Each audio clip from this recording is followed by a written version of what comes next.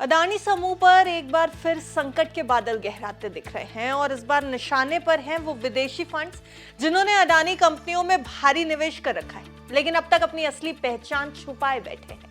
भारत में market regulator SEBI ने दो मॉरिशस आधारित विदेशी पोर्टफोलियो निवेशकों एलारा इंडिया अपॉर्चुनिटीज फंड और वेस्पेरा फंड को दो टूक चेतावनी दे दी है।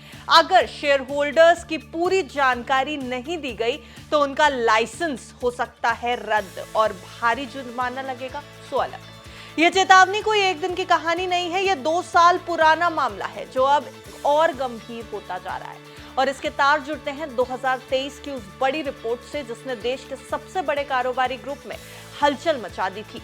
हम बात कर रहे हैं हिंडनबर्ग रिसर्च की रिपोर्ट की, जिसने अडानी समूह पर टैक्स हेवन के दुरुपयोग, शेयरों में हेरफेर और सार्वजनिक शेयरधारिता के नियमों के उल्लंघन जैसे गंभीर आरोप लगाए थे।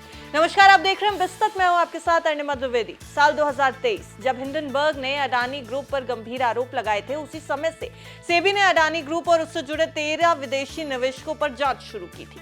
इन्हीं में शामिल हैं एलारा और वेस्पेरा फंड्स, जिनसे 2023 से बार बार मांगा गया कि वो अपने सभी शेयर होल्डर्स की जानकारी यानी ग्रैन्युलर डिस्क्लोजर दे दें।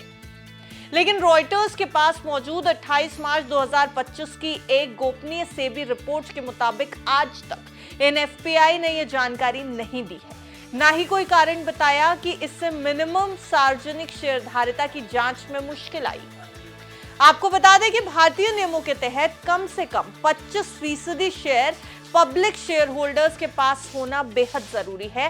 लेकिन हिंडनबर्ग ने दावा किया था कि अडानी कंपनियों में निवेश करने वाले कुछ विदेशी फंड असल में अडानी ग्रुप से ही जुड़े थे, यानी नाम भले ही अलग हो लेकिन कंट्रोल उसी ग्रुप के हाथों में हो।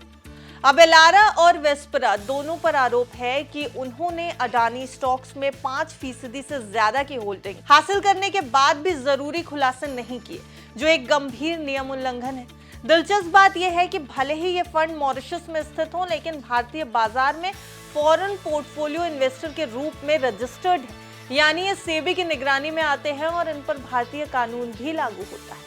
रॉयटर्स की रिपोर्ट के मुताबिक इन फंड्स ने अब सेबी से सेटलमेंट यानी मामला निपटाने की पेशकश की है।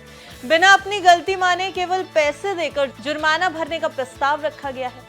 हालांकि सेबी की तरफ से अब तक इस पर कोई औपचारिक प्रतिक्रिया नहीं आई और मामला यहीं तक सीमित नहीं है। दो दूसरे मॉरिशस स्थित निवेशक लोटस इन्वेस्टमेंट और एलटीएस इन्वेस्टमेंट ने भी जब सेबी ने अडानी होल्डिंग की जानकारी मांगी या कुछ भी सवाल पूछे तो कोई जवाब नहीं आया, यानी मामला अभी और बड़ा हो सकता है।